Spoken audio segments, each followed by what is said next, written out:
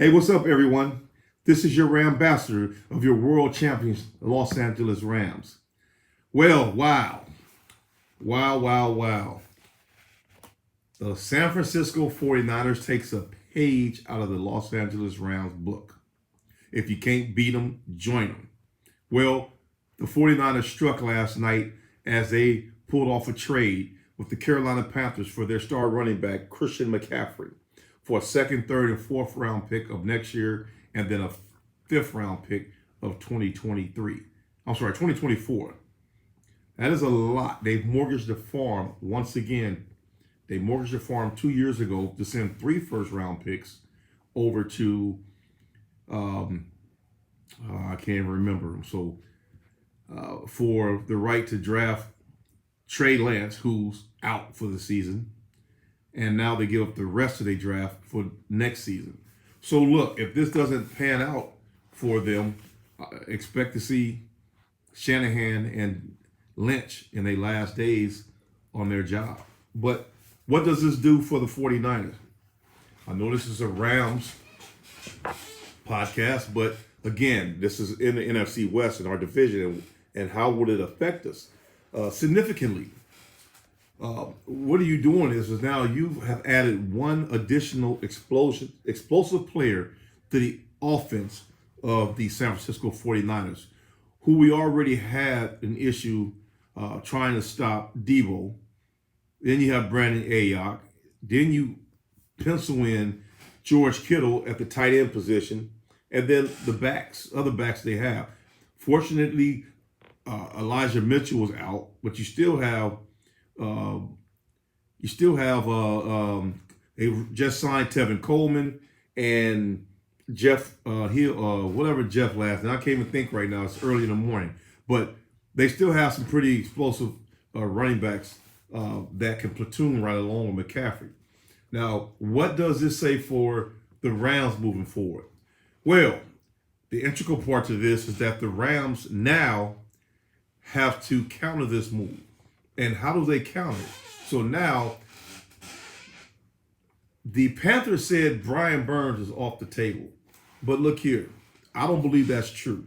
I think if Les Snead was to put together some type of package that the Panthers can't resist, I will see them pulling the trigger on Brian Burns. What does Brian Burns do? Brian Burns brings another explosive edge rusher coming off the edge. Now, right now, if you look at our edge rushers right now, you've been platooning between Hollins, Floyd, and Lewis. We really have not gotten that much penetration. Are you guys aware that last year that Leonard Floyd had 10 plus sacks? He doesn't have a sack yet this season. And this concerns me. This really concerns me. So that's letting us know that the offensive line is able to triple team Aaron Donald, neutralize the other defensive lineman, and Leonard Floyd is keyed up one-on-one. He needs to do. This is a contract year for Floyd. He was given a 1-year deal this year for $9 million, if I'm not mistaken. But now has 0 sacks, and I think Lewis may have 1 sack. So the sacks is coming from the interior position. Jalen Ramsey have came in with 2 different back-to-back weeks of sacks, which put a little wrinkle into the defensive game plan for the opposing teams. But at the same time, we have to get this off. Now, I've strongly felt that if the Rams really wanted to go after Christian McCaffrey, they could have just did a straight-up trade. You could have gave Cam Akers and probably threw in Leonard Floyd. And hopefully that was significant enough to pull McCaffrey here, probably with a later round pick, like a 6th round pick. But financially, you look at it, trying to get Brian Burns over here, can we afford him? Well, I think we can afford him, but there are a few things that it may need to be done. We may need to have a few of our star players restructure their contracts. And by doing that, that is showing that we, not me mentality, and want to bring in the players that this team needs to help get over that hump and repeat. and Super Bowl champions. So another thing that I've seen been materializing is the talks of Saquon Barkley coming up to Los Angeles in a trade. Now, Saquon Barkley is having a monstrous year right now. I don't see the Giants uh, let him walk away. Now, if they do, you never know. With Les Snead, you never can tell. If them picks is his process of going through trades or picking up players. He don't care about them picks. So let's see if he can pull that Saquon Barkley trade off. Get Odell Beckham back. With that being said, with Odell Beckham is, and as of late it says he's going to sign with the Chiefs. Then it says the Bills. He promised Von Miller that he's going to be coming to the Bills. Then recently his New York Giants on the reunion with Saquon Barkley. So who knows what's going up? I'm going to tell you right now, with this trade deadline coming up, what is it, November 1st?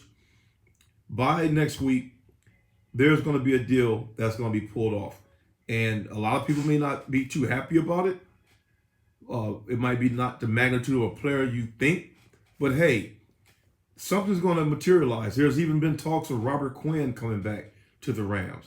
Another explosive edge rusher. So we have to look and see exactly what's available out there for us.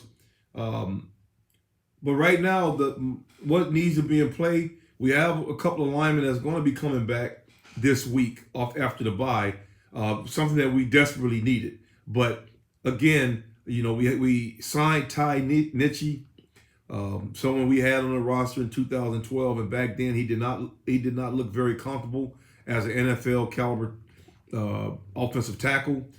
He's been around on a few rosters, had a little play as of late with the Cowboys, practice squad player, but can he maintain the level of play at the offensive tackle that's going to keep Stafford upright?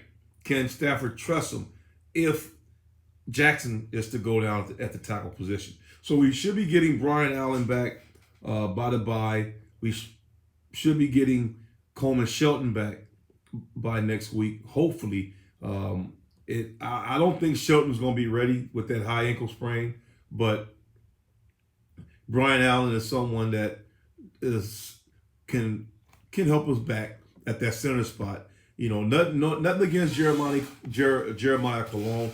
I think his first week in action against the Niners, not the Niners. He got put in the game against the Niners, and then the speed of the game was just far too fast for him. When he played against the Cowboys, he just wasn't having it. But against the Panthers, he looked a little bit more smooth, transitional, and comfortable at that center position. But hey, the starter Brian Allen is going to be back, and Cologne, back to the bench he goes. But he's had his taste of a couple of starts, and he did pretty well last week, engineering that offensive line. And as the Rams didn't really have an effective run game, but they were able to materialize a few explosive runs that had pretty good, I'd say 12-yard carries was good, consider what we have the last several weeks. But, enough to say about that. Now, just I didn't come on Sunday or Monday after the Carolina game because I just wanted to just sit back and see if the Rams was going to pull the trigger anytime soon. But just going back to that game against the Carolina Panthers, at the start of that game, I just really thought that it was going to be a long, dismal day for the Rams. That first quarter was some of the worst football that you can ever wish for, and we was able to squeak out a field goal, but it was ugly. Then we get the moving the ball toward the end of the second quarter, and then we get the pick six right before the half, and allowed the Panthers to get back inside the game with the lead. So it really concerned me. It kind of frustrated me a little bit, but I guess Raheem Morris found some things on film during that halftime break and came back and made some adjustments. And it really just shut down that Panthers offense in the second half. You have one key play, which was a little slip screen to Christian McCaffrey or a dump off to McCaffrey, a couple of missed tackles, something that's been really plaguing the Rams this season. People missing tackles and assuming that the other one's going to make it, and McCaffrey ripped off 40-something more yards on that play. So that really concerned me. They need to be popping to the ball carrier. If everyone hits, that individual going down. And you can't depend on just one person making a tackle. You guys have to come. They have to go in there and be popping on everything that moves. So that's just my theory of it. Playing ball or even coaching it or watching it. Your defense cannot let up. And I saw that a couple of times. And if you look at Bobby Wagner and watch him in the games, he seems to have lost a step. He seems just a tad bit slow. He seems to be playing up a lot high, and he doesn't have that hustle. And case in point is when the one play where McCaffrey caught the ball and he just started jogging. I mean, that's not the Wagner that I knew 3-4 years ago, chasing down Todd Gurley. So it's a concern of the defense. It has that bend don't break mentality. At the same time, it's the point to where you have you on the edge of your seat, wondering, man, we're going to give up 40 points like we did against Buffalo, and you get to think about it. Like, wow, is this what's going to happen? But at the end of the day, I have to say hats off to the defense. Our defense has really been carrying our team. They only given up. They gave up no touchdown last week. The pick six. The week prior to that was no touchdowns. They really given up. You had a pick six. No, not a pick six. You had a fumble and a block punt. We gave up points from the offensive side of the ball, put the defense on the field for long periods of time, and they just tire out. But now you control that clock with the run game, a positive run game, something that we still have not yet been able to get in place, but it's coming. So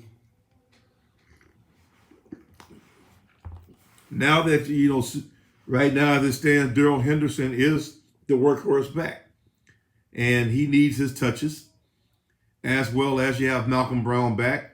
We also have Ronnie Rivers, who really that I didn't have no doubt in him as a receiver out the backfield, because that's where he was mostly deadly at Fresno State.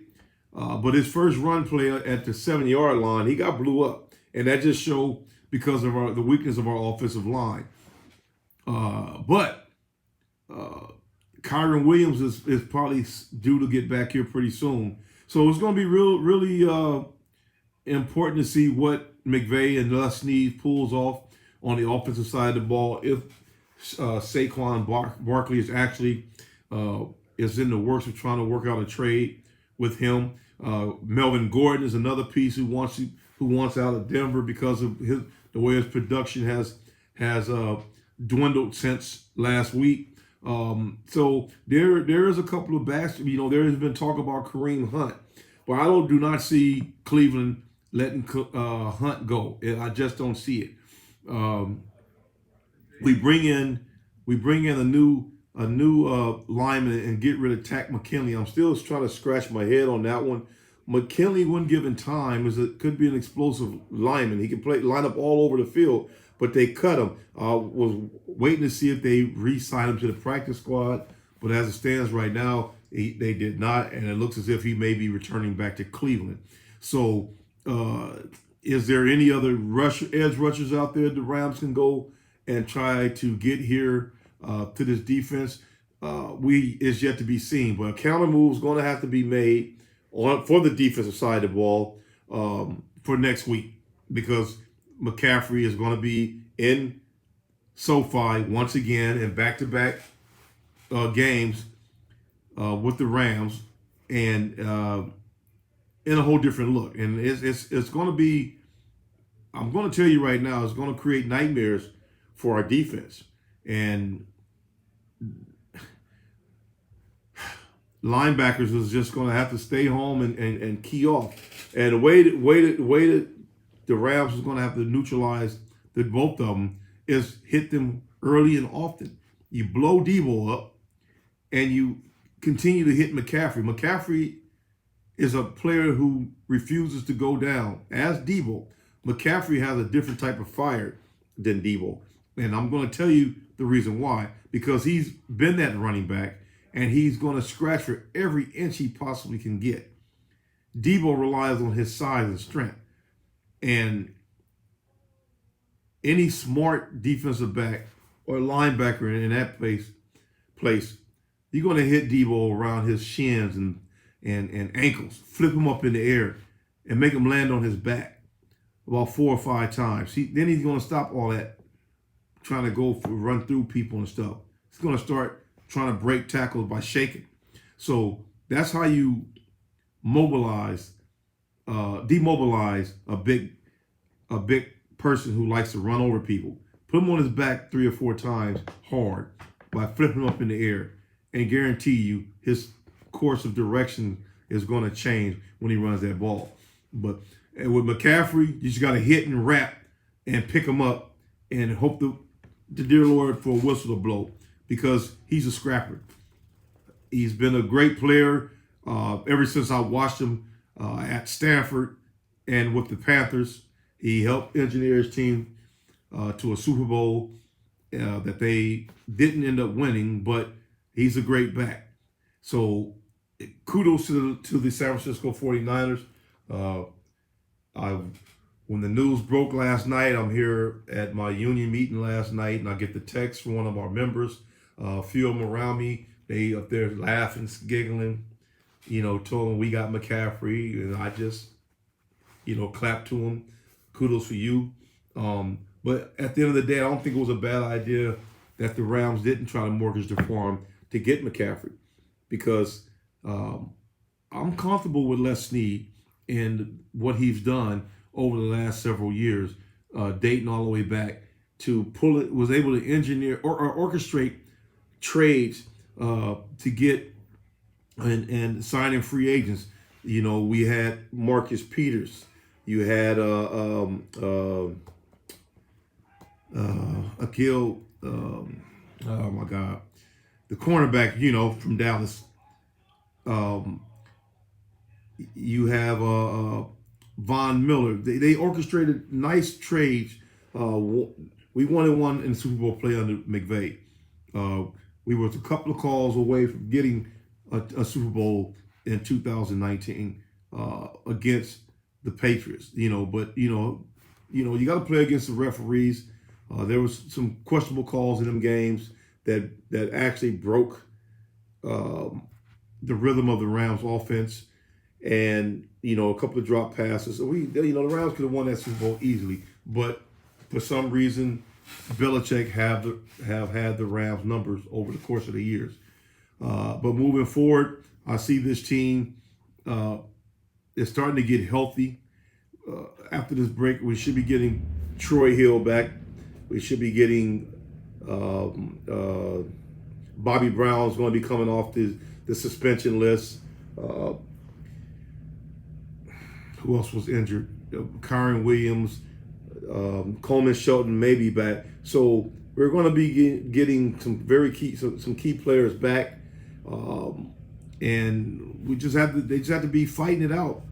And do I love our chances still as repeating? Yes. Is it going to be a cakewalk getting there? Absolutely not.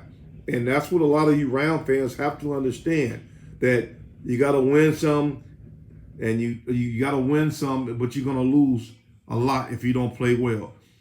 At the same time, you got to win a lot and lose a less to be dynamic in this league. So right now, the 49er chances, going to the Super Bowl this year have really topped the charts now. I think that they are probably be one of the favorite teams from the NFC West with this acquisition. But again, I would not bet against my Rams not making it. Because like I said, as the season progresses, things are going to get cleaned up offensively and defensively and our special teams. And I can see us fighting through this, winning this division, and hopefully being able to be one of the top 2 seeds in the NFC. So let's just remain optimistic, fans. It can happen. A lot of you guys has already sold out from after we started out with a 1-2 record, and I don't understand how you guys can even sell your team away. I've been watching a lot of you guys starting to sell all your tickets. You guys going to actually simply regret that, selling your tickets. You're allowing these other teams to come in here from your personal gains. No problem. Do what you got to do to make your money. But you guys are going to regret this when an NFC West championship comes back to SoFi again. Yeah, you're going to have your rights for it, but you guys are going to miss the integral part of the schedule. When the 49ers come to San Francisco, come to SoFi Stadium, and we are able to defeat them on our own turf, you guys are going to regret selling those tickets. You guys are going to regret when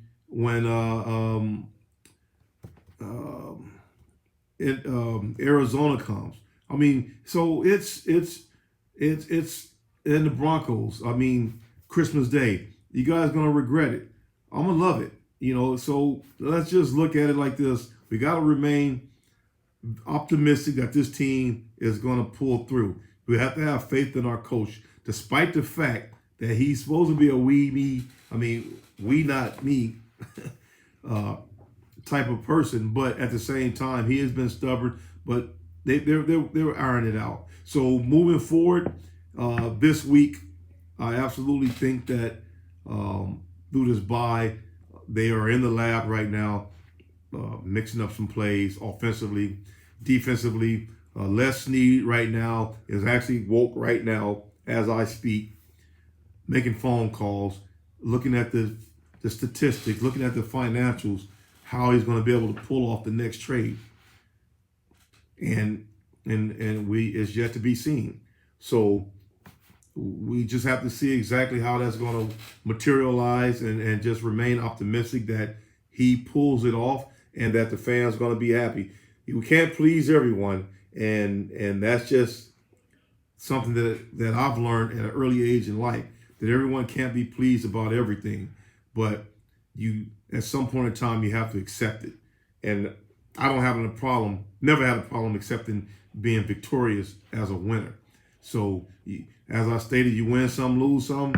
Under McVay, the difference between McVay and Shanahan goes after all the key explosive offensive players, and he has nothing to show for it.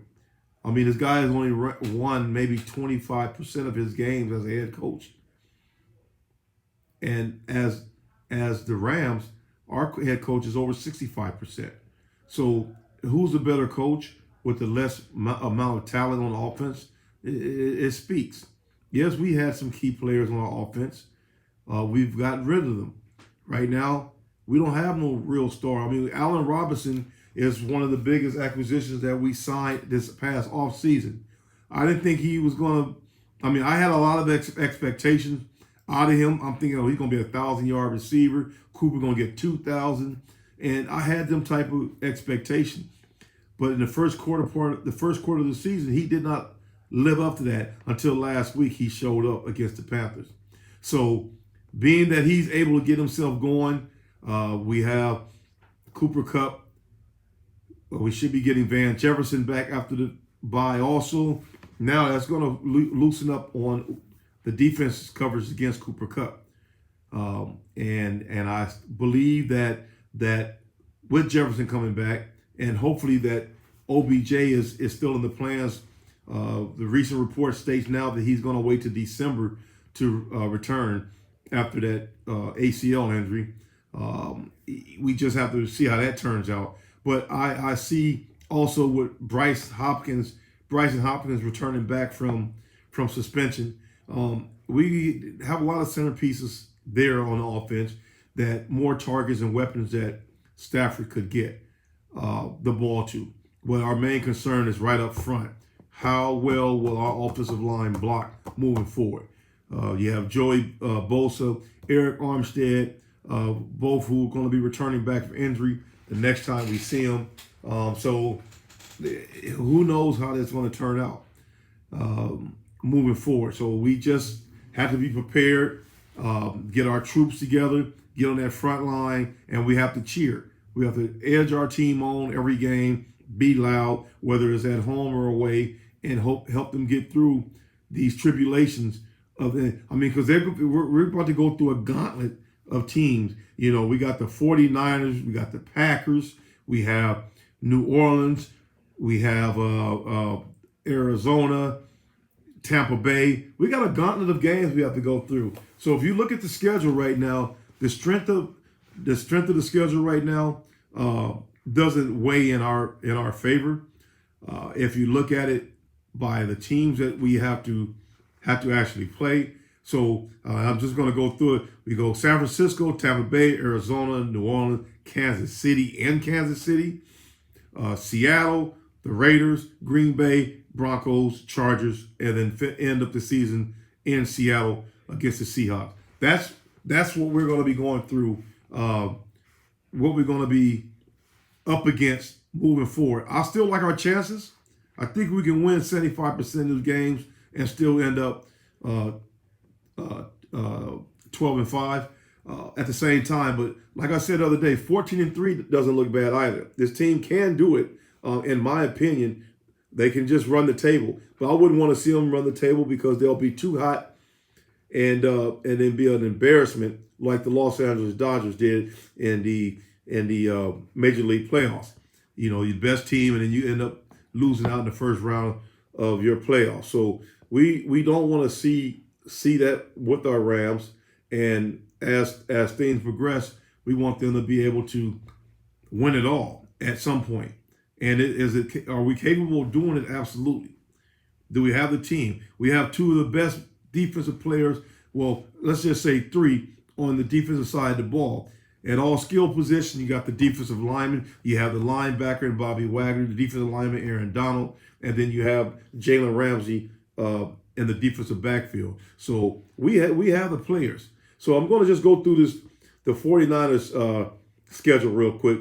They have the Kansas City Chiefs this Sunday, followed by us. Then they have the bye. Then they come back to LA for the Chargers, the Cardinals, New Orleans, Miami, which is going to be an interesting game. Tampa Bay, Seattle, the Commanders, the Raiders, and then they end the season up against Arizona. So the strength and schedule will favor them because you have, 1, 2, 3, 4 teams, 5 teams that's under 500 right now with the strength of schedule opposed to what we have. So moving forward on this, it's going to be a great reflection to see how this spins, how it turns out for the Rams. And again, congrats to the 49ers and mortgaging their farm to get McCaffrey. And we'll see how that works out for them. And like I said, Ramley, let's just remain optimistic. Remain optimistic. Hope that and expect Les Snead to pull the trigger. And we do this. I'm ready. I'm happy. So until then, thanks for you guys tuning in and watching.